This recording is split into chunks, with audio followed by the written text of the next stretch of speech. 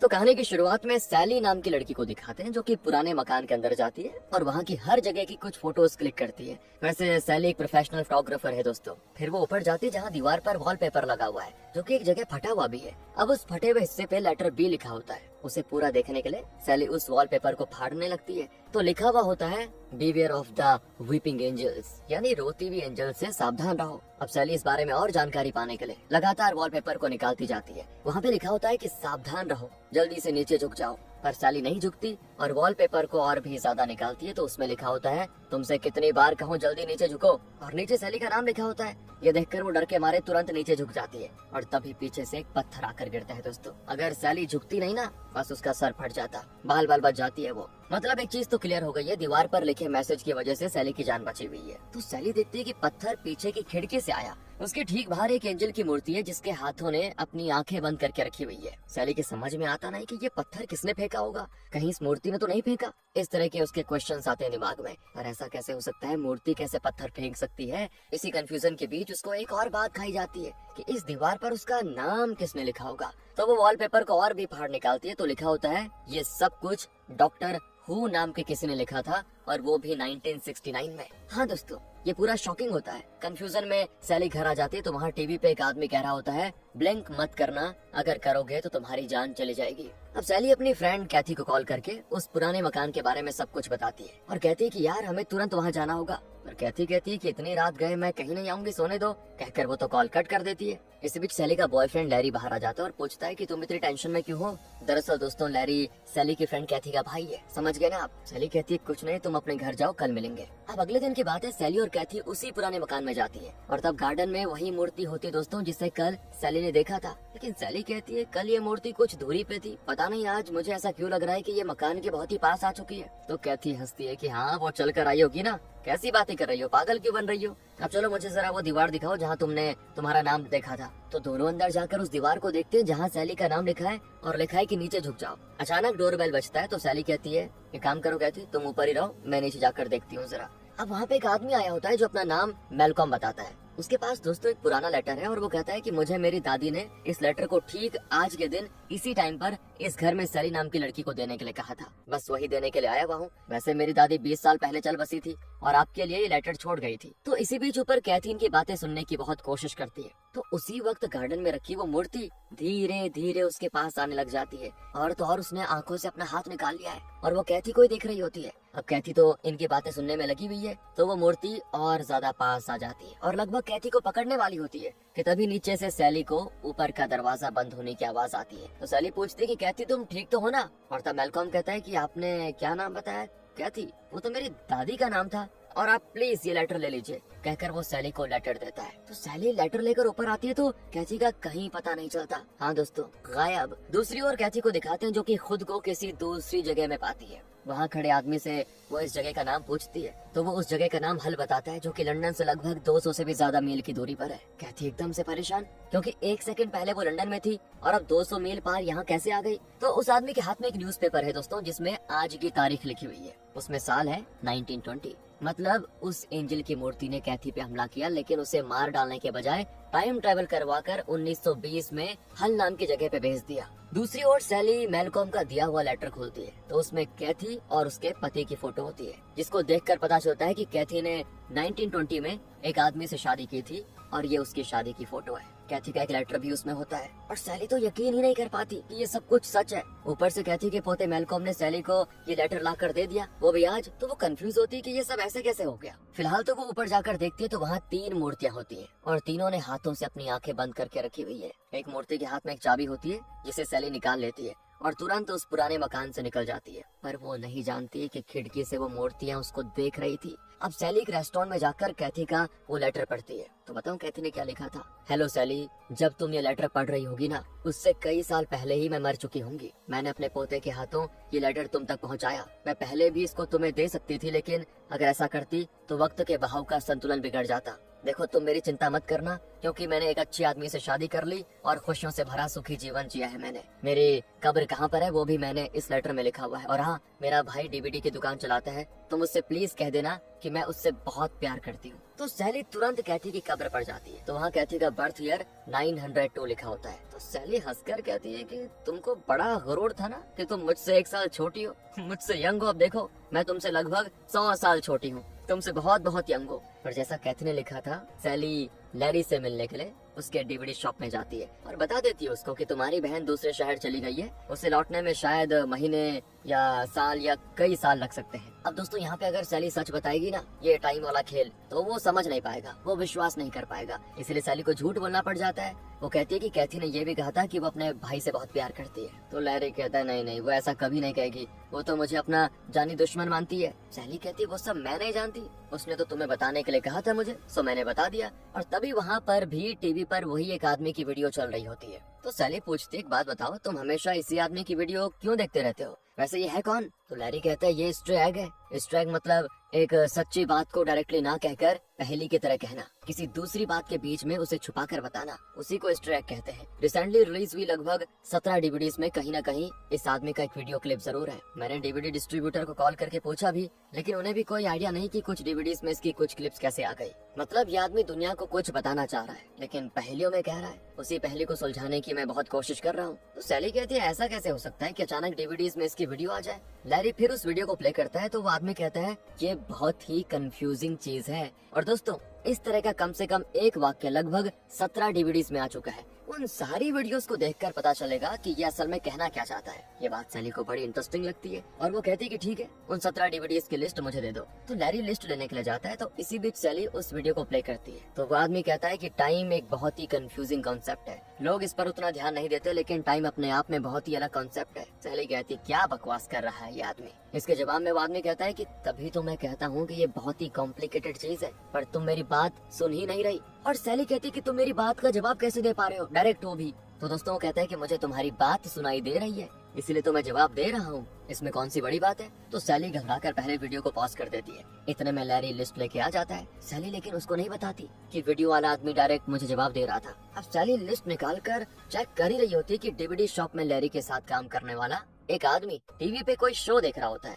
और वो कमेंट करता है कि इस ड्रामा की हीरोइन को पुलिस स्टेशन जाना चाहिए, तो क्यों नहीं जा रही बताओ। और तभी ये सुनकर सैली की दिमाग में एक चीज क्लिक करती है कि हाँ मुझे अभी तक पुलिस स्टेशन जाने का ख्याल क्यों नहीं आया। तो वो तुरंत ही पुलिस स्टेशन जाने के लिए तैयार होती है ताकि कंप्लेंट लिखवा पाए। अब दोस्तों पुलिस स्टेशन के सामने एक चर्च है जिसके बाहर 2 एंजल्स की मूर्तियां रखी हुई है। एक सेकंड के लिए सैली आंखें बंद करके फिर खोलती है, तो वो मूर्तियां वहाँ नहीं होती बल्कि पुलिस स्टेशन के पास आ चुकी है। पुलिस स्टेशन को खबर मिली थी कि उस पुराने मकान के पास कुछ गाड़ियां पाई गई हैं, लेकिन उन गाड़ियों में जो लोग थे वो गायब है। अब दोस्तों हमें तो पता है कि जरूर उन मूर्तियों ने उन लोगों को पास्ट में भेज दिया होगा, लेकिन इस बात से बेखबर पुलिस डिपार्टमेंट इस केस को इन्वेस्टिगेट करने के लिए एक डिटेक्टिव को अपॉइंट करती है। तो सैली उस डिटेक्टिव को उस मकान के बारे में सारी बातें बताती है और दोनों ही पुलिस स्टेशन के पार्किंग लॉट में पहुंच जाते हैं। वहाँ डिटेक्टिव सैली को एक फोन बूथ दिखाता है। सैली पूछती है यहाँ फोन बूथ की क्या जरूरत है। तो डिटेक्टिव कहता है कि उस पुराने मकान के बेसमेंट में बिल्कुल ऐसा ही फोन बूथ है, हमने उसे खोलने की बहुत कोशिश की थी लेकिन वो खुल नहीं रहा। उसकी चाबी तो हमारे पास है नहीं, पर हमने कई नई चाबी बनाकर उसे खोलने की कोशिश की, लेकिन लगता है वो सिर्फ और सिर्फ उसकी ओरिजिनल चाबी से खुलेगा। तो हमने सोचा क्यों ना उस जैसा एक मॉडल यहाँ पे बनवाया जाए। ये तो डुप्लीकेट है, ओरिजिनल तो उस पुराने मकान के बेसमेंट में है। ये सारी बातें बताकर दोस्तों वो आगे केस के बारे में पूछताछ करने के बजाय सैली के साथ फ्लर्ट करने लग जाता है और पूछता है कि क्या मुझे अपना फोन नंबर दोगी। तो सैली हंसकर उसको अपना फोन नंबर देकर चली जाती है और डिटेक्टिव तो खुशी के मारे अपनी पत्ती से दिखाते हुए उस फोन बूथ की ओर मुड़ता है। तो देखता है उस फोन बूथ को मूर्तियों ने घेरा हुआ है और सब के सब उस फोन बूथ को खोलने की पोजीशन में खड़ी है। डिटेक्टिव की हालत खराब हो जाती है, वो चौंक जाता है कि अभी तो यहाँ पे एक भी मूर्ति नहीं थी, अचानक इतनी सारी कहाँ से आ गई। तो डिटेक्टिव यहाँ से एक मूर्ति को देखता है और फिर झट से आंखें मीचता है, तो वो भी टाइम ट्रेवल करके चला जाता है पास्ट में। दूसरी ओर सैली को याद आता है कि उस पुराने मकान में एक मूर्ति के हाथ से जो चाबी मिली थी शायद उससे वो फोन बूथ खुल जाएगा। वो तुरंत पुलिस स्टेशन के पार्किंग लॉट में जाती है, लेकिन अब वहाँ पे क्या डिटेक्टिव नहीं होता, वो तो पास्ट में आंखें खोलता है और वहाँ एक आदमी और एक औरत आते हैं। डिटेक्टिव पूछता है मैं यहाँ पे कैसे आ गया, बताओ जरा। तो वो कहते हैं कि तुम 1969 में यानी पास्ट में पहुँच चुके हो और यही है वो आदमी जिसकी वीडियो सैली और लैरी देखा करते थे। वो अपना नाम डॉक्टर हु बताता है। उसके साथ मार्था नाम की एक औरत भी है। अब वो बताते हैं कि उन मूर्तियों के टच करने की वजह से तुम पास्ट में आए हो। हम भी उन्हीं की वजह से यहाँ पे आ चुके हैं। उन्हें हम विपिंग एंजल्स कहते हैं। वो इंसानों को तड़पा कर नहीं मारती, बल्कि उन्हें पास्ट में भेज देती है, जिससे कि हम पास्ट में ही जीकर पास्ट में ही मर जाएं। फ्यूचर की हमारी लाइफ को वो एंजल्स जीती हैं और इस तरह हमेशा के लिए मूर्तियों के रूप में जिंदा रहती है वो। तो डिटेक्टिव का सर चकराने लग जाता है कि बोलना क्या चाह रहे हो। तो डॉक्टर हु कहता है कि देखो बरखुरदार, अब तुम पास्ट में आ चुके हो, तुम वापस अपने प्रेजेंट में नहीं जा सकते, लेकिन इन खतरनाक एंजल्स का निपटारा करने के लिए मेरे पास एक प्लान है, जिसे पूरा करने में मुझे तुम्हारी मदद चाहिए। तुम्हें सैली से बात करनी होगी। डिटेक्टिव पूछता है तो क्या सैली भी यही है? डॉक्टर हु कहता है नहीं, वो अपने प्रेजेंट में ही है। जब तुम उससे बात करोगे तो बहुत बूढ़े हो चुके होंगे, इसलिए मेरी बात ध्यान से सुनो। तुम्हारे पास उसका नंबर तो होगा ही, तो मैं तुम्हें एक तारीख और वक्त दूंगा। तुम्हें उसी तारीख में ठीक उसी वक्त पे सैली को कॉल करना होगा। दोस्तों मजा आ रहा है ना? अब आ जाइए प्रेजेंट में। यहाँ दिखाते हैं कि सैली पुलिस स्टेशन के पार्किंग लॉट में डिटेक्टिव को ढूंढती है। तभी उसे डिटेक्टिव का कॉल आता है। सैली पूछती है कि आप इतनी जल्दी कहाँ चले गए? तो वो कहता है कि देखो मैं तुम्हें वो सारी चीजें बाद में बताऊंगा, तुम अभी के अभी हॉस्पिटल आ जाओ, कहकर वो उस हॉस्पिटल का नाम बताता है। तो सैली कंफ्यूज होकर जाती है हॉस्पिटल में। तो वहाँ डिटेक्टिव एक बेड पे लेटा होता है, लेकिन बहुत ही बूढ़ा। सैली पूछती क्या ये आप ही हो डिटेक्टिव? वो कहता है कि हाँ सैली, और जब मैंने तुम्हें पहली बार देखा था तब भी इसी तरह बारिश हो रही थी। सैली कहती है अरे डिटेक्टिव ये वही बारिश तो है। डिटेक्टिव कहता है कि नहीं, तुम्हारे लिए वो हाल ही की बात है, लेकिन मेरे लिए तो वो कई साल पहले की घटना है। मैं तुमसे बहुत पहले मिल सकता था, लेकिन डॉक्टर ने कहा था सही वक्त पर ही सैली को मिलना, वरना टाइम पैराडॉक्स क्रिएट हो जाएगा, वक्त का संतुलन बिगड़ जाएगा। तो सैली कहती है एक बात बताइए, ये टाइम किस डॉक्टर की बात कर रहे हो आप? वो कहता है कि देखो उसे सभी डॉक्टर हु के नाम से जानते हैं। उसी ने तुम्हें एक मैसेज देने की जिम्मेदारी मुझे सौंपी थी। तुम्हारे पास ये जो लिस्ट है उसे तुम फिर से देखो। सैली पूछती है कि आप किस लिस्ट की बात कर रहे हो? वो कहता है कि वही 17 डीवीडीज की लिस्ट। सैली चौंक जाती है कि वो तो अभी अभी मुझे लैरी ने दी थी। तो ये बात डॉक्टर हु को और वो भी 1969 में कैसे पता हो सकती थी? ये हो क्या रहा है? तो डिटेक्टिव कहता है कि मैंने भी यही सवाल डॉक्टर हु से पूछा, तो उसने कहा कि वक्त आने पर तुम्हें उसका जवाब मिल जाएगा। सैली कहती ठीक है, तो मैं उस लिस्ट की जांच करती हूँ, आप फिर मिलूंगी मतलब आपसे। पर डिटेक्टिव उदास होकर कहता है ये हमारी आखिरी मुलाकात है सैली, जब तक ये बारिश रुकेगी मेरी मौत हो चुकी होगी। तो सुनकर सैली को बड़ा दुख होता है और वो डिटेक्टिव का हाथ पकड़कर बैठ जाती है। वहाँ बारिश रुकती है और यहाँ डिटेक्टिव अपनी आखिरी सांस ले लेता है। फिर सैली निकल जाती है वहाँ से। वो लैरी को कॉल करके बताती है कि उन 17 डीवीडीज में जिस आदमी की वीडियो क्लिप्स हैं वही है डॉक्टर हु, और वो जिस स्ट्रैक की बात कर रहा है वो मैं ही हूँ। मुझे को वो कोई इंपॉर्टेंट मैसेज बताने की कोशिश कर रहा है। तुम पोर्टेबल डीवीडी प्लेयर लेकर उस पुराने मकान में आ जाओ। अब अगले सीन में लैरी डीवीडी प्लेयर लेकर वहाँ पहुँच जाता है और बताता है कि उन 17 डीवीडीज की सारी वीडियोस को मैं इस एक डीवीडी में मर्ज करके लेकर आया हूँ। फिर वो उस डीवीडी को प्ले करते हैं तो टीवी पर वही डॉक्टर हु दिखता है। सैली कहती यही तो है डॉक्टर हु। तो स्क्रीन के अंदर डॉक्टर हु कहता है हाँ हाँ मैं ही हूँ, बिल्कुल ठीक कहा तुमने। तो सैली कहती देखा लैरी, देखा ये मेरी हर बात का जवाब दे रहा है डायरेक्ट। और लैरी कहता है ये तो इम्पॉसिबल है, मैंने उसकी हर बात लिख रखी है, ये तो पहले से रिकॉर्ड की गई वीडियो है, फिर ये तुम्हारी बात का जवाब कैसे दे सकता है? डॉक्टर हु कहता है क्यों नहीं दे सकता, मैं तो तुम्हारी सारी बातें सुन रहा हूँ। तो सैली अब एकदम से कंफ्यूज होकर पूछती कि आप हैं कौन और कहाँ से बात कर रहे हो? तो वो कहता है कि मेरा नाम डॉक्टर हु है और मैं 1969 से बोल रहा हूँ। मैं एक टाइम ट्रैवलर हूँ। वैसे मैं अपनी मर्जी से 1969 में नहीं आया, बल्कि यहाँ फंसा दिया गया हूँ। और तब मार्था भी स्क्रीन पर आकर कहती है कि सिर्फ डॉक्टर हु ही नहीं, मैं भी यहाँ पे फंसी पड़ी हूँ, मेरा नाम मार्था है। तो सैली पूछती ये वीडियो तो आपने 1969 में रिकॉर्ड की होगी, तो आपको कैसे पता कि फ्यूचर में यही सब आपसे पूछने वाली हूँ मैं? वो कहता है कि देखो टाइम खुद में एक कॉम्प्लिकेटेड चीज है, उसमें वो सब हो सकता है जो हम एक्सपेक्ट ही नहीं करते। सैली कहती कॉम्प्लिकेटेड हुआ तो क्या हुआ, बताइए मुझे, मेरे पास भी अकल की कोई कमी नहीं है, बताइए। तो वो कहता है कि ठीक है, टाइम एक बहुत ही कॉम्प्लिकेटेड चीज है, लोग इस पर उतना ध्यान नहीं देते, लेकिन टाइम खुद में एक अलग ही कॉन्सेप्ट है। एक मिनट डॉक्टर हु, जब मैं डीवीडी शॉप में आई थी तब आप यही सब कह रहे थे ना? तो वो कहता है कि हाँ वही तो मैं कह रहा था, लेकिन तुमने मेरी बात ही नहीं मानी। हाँ सही कह रहे डॉक्टर हु आप, मुझे अच्छे से याद है। अब आगे आप कहेंगे कि आप मेरी बात सुन सकते हैं, राइट? हाँ सुन सकता हूँ, तभी तो जवाब दे रहा हूँ। ये सारी चीजें देखकर कि ये हो क्या रहा है, लैरी तो बहुत ही एक्साइटेड हो जाता है कि हम तो टाइम ट्रैवलर से बातें कर रहे हैं। तो जो भी बातें होती है वो सारी बातें लिखने लग जाता है। पर तब डॉक्टर हु कहता है कि असल में मैं तुम्हारी बात लाइव में नहीं सुन रहा, लेकिन मैं पहले से जानता हूँ कि तुम आगे क्या पूछने वाली हो, उसी का जवाब रिकॉर्ड करके मैंने भेजा हुआ है। लेकिन मैं आगे क्या पूछने वाली हूँ ये आपको कैसे पता चला? डॉक्टर हु कहता है कि अरे ये तुम्हारा बॉयफ्रेंड तुम्हारी हर बात लिख जो रहा है, उसी से जाना मैंने। तो सैली भी जाकर लैरी का नोट देखती है तो वो डॉक्टर हु की नहीं सैली की बातें लिख रहा होता है। तो सैली कहती है लेकिन लैरी ने पूरी बात अभी लिखी कहाँ है? पर डॉक्टर हु कहता है कि लैरी बहुत ही जल्दी पूरा लिख लेगा और फिर वो फिनिश्ड कॉपी मेरे हाथ में आ जाएगी। लेकिन डॉक्टर वो आपके हाथ में कैसे आ सकती है, आप तो पास्ट में हो। अरे मेरी माँ, मैं कितनी बार कहा हूँ कि टाइम ट्रेवलर हूँ मैं। फ्यूचर में वो कॉपी मुझे मिलेगी और उसे मैं पास्ट में भेज दूंगा। उसके जरिए तुम्हारा सवाल जानकर उसके हिसाब से रिकॉर्ड करके भेजा है मैंने। ओह ये बात। तो डॉक्टर आपका इरादा क्या है, आपको चाहिए क्या? हाँ, डॉक्टर हु कहता है कि मुझे बस उस पुराने मकान के बेसमेंट का फोन बूथ चाहिए। उसका नाम है टार्डिस। वो दिखने में छोटा लगता है लेकिन उसके अंदर जाओगे तो पता चलेगा वो बहुत ही बड़ी जगह है। असल में वो एक टाइम मशीन है और उसी के जरिए मैं पास्ट और फ्यूचर के बीच ट्रेवल कर सकता हूँ। और उस टाइम मशीन को पाने की कोशिश में लगी हुई है वो एंजल मूर्तियाँ। सैली पूछती, क्या वो नॉर्मल मूर्तियाँ हैं? तो डॉक्टर हु कहता है कि नहीं, वो दूसरी दुनिया से आए हुए क्रिएचर्स हैं। दिखने में पत्थर की मूर्तियाँ लगती है लेकिन ये उनका डिफेंस सिस्टम है। ये क्रिएचर्स बहुत पुराने समय के हैं। जब यूनिवर्स बना तब से क्रिएचर्स एग्जिस्ट कर रहे हैं। क्वांटम लेवल पर जब हम एक एटम को ऑब्जर्व करते हैं तो वो एक खास स्टेट में होता है, पर जब हम उसे ऑब्जर्व नहीं कर रहे होते हैं तो वो मल्टी स्टेट में होता है। उसी तरह जब हम उन मूर्तियों को देखते हैं तो वो तो एकदम नॉर्मल होती है, लेकिन अगर हम एक पल भी आंख मीच लें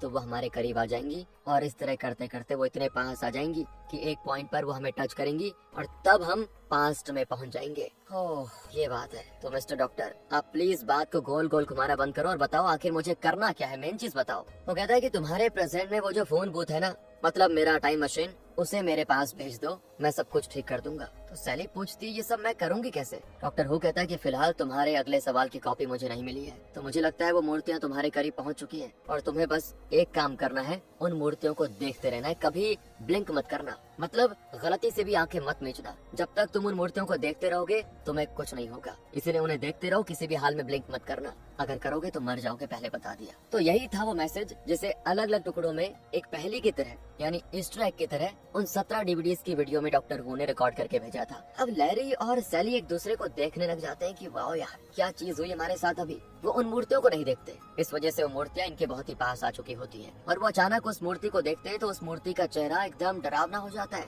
और वो इन्हें पकड़ने आती है। लेकिन खुशकिस्मती से इन्होंने मूर्तियों को देख लिया और इसीलिए मूर्ति रुक गई है। तो सैली कहती है कि तुम इस मूर्ति को घूरो, मैं बाकी 3 मूर्तियों को जाकर देखती हूँ। कहकर वो तो चले जाती है। तो लैरी कहता है, अरे यार मुझे अकेला छोड़कर मत जाओ, डर लगता है। तो सैली चिल्लाती कि बातें तो बड़ी बड़ी करते हो, बस उस मूर्ति को देखना ही तो है तुम्हें, देखते रहो और हाँ गलती से भी ब्लिंक मत करना। सैली आवाज देती है कि सारे दरवाजे और विंडोज उन मूर्तियों ने बंद कर दिए हैं, लगता है वो हमें यहीं पे रोकना चाहती है। लैरी तो बिना ब्लिंक किए डर डर के पूछता है कि मूर्तियाँ ऐसा करेंगी क्यों? तो सैली कहती क्योंकि उनकी जरूरत की एक चीज मेरे पास है, एक चाबी। लैरी कहता है फिर उस चाबी को उनको दे दो ना, वो छोड़ देंगे हमको। तो सैली कहती है अरे अगर चाबी दे दी तो डॉक्टर हु की सारी मेहनत पे पानी फिर जाएगा, ऊपर से 3 मूर्तियों के हिलने की आवाज आ रही है, मैं जाकर देखती हूँ। कहकर सैली चली जाती है। लेकिन लैरी को बड़ी चिंता होती है कि न जाने सैली को क्या हुआ होगा, मतलब पता नहीं वो सही होगी भी कि नहीं। वो बहुत देर से बिना ब्लिंक किए मूर्ति को देख रहा होता है, लेकिन एक पल वो मुड़कर सैली को देखने की कोशिश करके झट से मुड़ जाता है तो मूर्ति उसके इतने पास आ जाती है कि बस उसे पकड़ लेती है। लेकिन अच्छा हुआ दोस्तों, तभी लैरी उसको देख लेता है और वो रुक जाती है। दूसरी ओर सैली को वहाँ कोई मूर्ति नहीं मिलती तो वो अंदाजा लगा लेती है कि जरूर वो मूर्तियाँ बेसमेंट में रखे उस फोन बूथ की ओर गई होंगी। वो लैरी को आवाज देती है कि मूर्ति को देखते हुए तुम बेसमेंट में आ जाओ, मैं वहीं पे जा रही हूँ। दोनों बेसमेंट में पहुँचते हैं तो वहाँ फोन बूथ को घेर कर वो तीनों मूर्तियाँ खड़ी होती है। अब जब तक ये लोग मूर्तियों को देखते रहेंगे तब तक तो इनको डरने की जरूरत नहीं है। और तभी सैली वो चाबी निकाल लेती है। ऊपर लैरी जिस मूर्ति को देख रहा था ना, वो अभी ऊपर ही है दोस्तों, लेकिन यहाँ पे लाइट बल्ब टिमटिमाने लगता है, मतलब ऊपर खड़ी वो मूर्ति करंट के साथ कोई छेड़छाड़ कर रही है जिससे कि पूरे मकान की बिजली चली जाएगी। और तब ये दोनों मूर्तियों को नहीं देख पाएंगे और मूर्तियां इनको टच करके इनको भी वापस पास्ट में भेज देंगी। तो ये दोनों धीरे धीरे उस फोन बूथ की ओर बढ़ते हैं। जब लाइट बंद होती है तो मूर्तियां और आगे आ जाती हैं, लेकिन जब लाइट वापस आती है तो वो वहीं पे रुक जाती है, क्योंकि रोशनी में तो ये लोग उसको देख सकते हैं ना मूर्ति को। तो इस तरह मूर्तियां आगे आती जाती हैं दोस्तों। पर जैसे तैसे सैली उस फोन बूथ को खोल देती है और दोनों ऐन वक्त पे अंदर चले जाते हैं। बहुत बड़ी जगह होती है वो, हालांकि बाहर से वो एक छोटे से फोन बूथ की तरह दिखता है। वहाँ डॉक्टर हु का होलोग्राम दिखता है जो बताता है कि तुम मेरी वीडियोस का डीवीडीज के अंदर डालोगे तो ये टाइम मशीन ठीक मेरे टाइम में मेरे पास पहुंच जाएगा। अब डॉक्टर हु की सारी वीडियोस को लैरी एक डीवीडी में मर्ज करके लेकर आया था, अब वो चमकने लगता है, मतलब लैरी को यही डीवीडी उस मशीन में डालनी होगी। लेकिन तभी बाहर खड़ी वो मूर्तियां उस टाइम मशीन को बहुत ही बुरी तरह से हिलाने लगती है। अंदर तो ये लोग डगमगाकर यहाँ वहाँ गिरने लगते हैं। जैसे तैसे वो जल्दी से उस डीवीडी को मशीन में इंसर्ट कर देते हैं दोस्तों। और जैसा डॉक्टर ने कहा था वो मशीन यहाँ से गायब होकर डॉक्टर हु के पास चली जाती है। लेकिन यहाँ लैरी और सैली उन मूर्तियों के बीच फंस जाते हैं। सैली कहती कि जल्दी से उन मूर्तियों को देखो नहीं तो मारे जाएंगे, पर लैरी कहता है कि हमें वो सब करने की कोई जरूरत ही नहीं है, क्योंकि डॉक्टर हु काफी अक्लमंद है। वो जानता था कि चारों तरफ से मूर्तियां आएंगी और टाइम मशीन के इतने पास आ जाएंगी कि टाइम मशीन के गायब होने के बाद वो मूर्तियाँ एक दूसरे को फेस कर रही होंगी, यानी एक दूसरे को देख रही होंगी। तो जब तक कोई उनको देखता नहीं वो मूर्तियाँ वैसी ही बनी रहेंगी। मतलब अब वो हमेशा हमेशा के लिए एक दूसरे को देखती रह जाएंगी, मूर्तियाँ बनकर रह जाएंगी। सैली कहती है हाँ यार अब तो ये मूर्तियाँ भी हिल नहीं रही। खैर अब ये दोनों वहाँ से बच निकलते हैं और जब तक कोई उन मूर्तियों को एक दूसरे की नजरों से दूर नहीं हटाएगा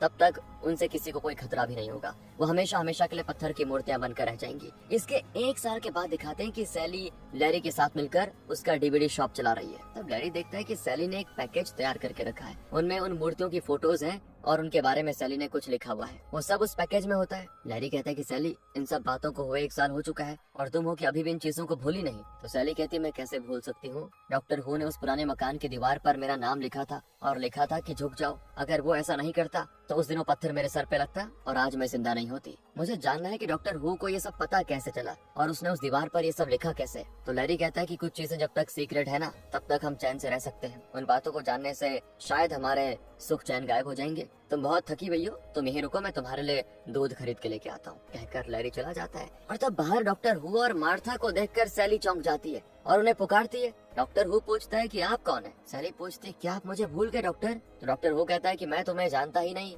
मैं तो पहली बार यहाँ पे आ रहा हूँ। तो सैली कहती है अच्छा तो आप पास्ट के डॉक्टर हैं क्या। डॉक्टर हू कहता है क्या पास्ट कह रही हो, बोलना क्या चाहती हो। सैली कहती है कि आप ही ने तो कहा था डॉक्टर कि टाइम एक बहुत ही कंफ्यूजिंग चीज है और मैं ये भी जानती हूँ कि आप टाइम ट्रेवलर हैं। डॉक्टर कहता है कि अच्छी बात है, फिलहाल हम एक क्रिएचर का शिकार करने जा रहे हैं। अब सैली उसे वो पैकेज देकर कहती है कि मेरी बात ध्यान से सुनिए डॉक्टर, आप एक मुसीबत में फंसकर 1969 में चले जाएंगे और आपका टाइम मशीन प्रेजेंट में फंसा पड़ा रहेगा। तो आपको जिस इन्फॉर्मेशन की जरूरत पड़ेगी वो सब इस पैकेज में है, इसे रख लीजिए अपने पास। डॉक्टर कहता है ठीक है थैंक्स, तुमने मेरी जान बचाई। सच कहूँ तो मुझे नहीं, तुमने पूरे यूनिवर्स को बचा लिया है। तुम्हारा नाम क्या है। तो सैली अपना नाम बताती है और तभी वहाँ पे लैरी भी आ जाता है और डॉक्टर और मार्था को देखकर वो चौंक जाता है। वो समझ जाता है कि इस पूरे मामले की शुरुआत यहीं से हुई थी। दरअसल मार्था और डॉक्टर मिलकर सैली का दिया हुआ पैकेज लेकर इस दुनिया को बचाने के लिए किसी क्रिएचर की तलाश में जा रहे हैं दोस्तों। तो फ्यूचर में वो उन मूर्तियों की वजह से 1969 में चले जाएंगे और वहाँ फंस जाएंगे। तब इस पैकेज की इन्फॉर्मेशन की मदद से वो पास्ट की सारी घटनाओं को फिर से दोहराएंगे और इस तरह वो खुद को बचा लेंगे। सैली बड़ी खुश होती है कि दुनिया को बचाने में उसका भी कुछ योगदान रहा। अब वो अपनी बाकी की जिंदगी लैरी के साथ बिताएगी, दोनों मिलकर उस डीवीडी शॉप को चलाएंगे और खुश रहेंगे। लेकिन इस पूरे टाउन में हर जगह पे कई सारी मूर्तियां हैं, लेकिन क्या वो मूर्तियां महज मूर्तियां ही हैं या फिर एलियन क्रिएचर्स हैं ये तो पता नहीं दोस्तों। लेकिन आप डॉक्टर हो की बात कभी मत भूलना, कभी ब्लिंक मत करना। अगर ब्लिंक करोगे तो आपकी कहानी खत्म। और इसी के साथ दोस्तों ब्लिंक नाम की कहानी खत्म होती है।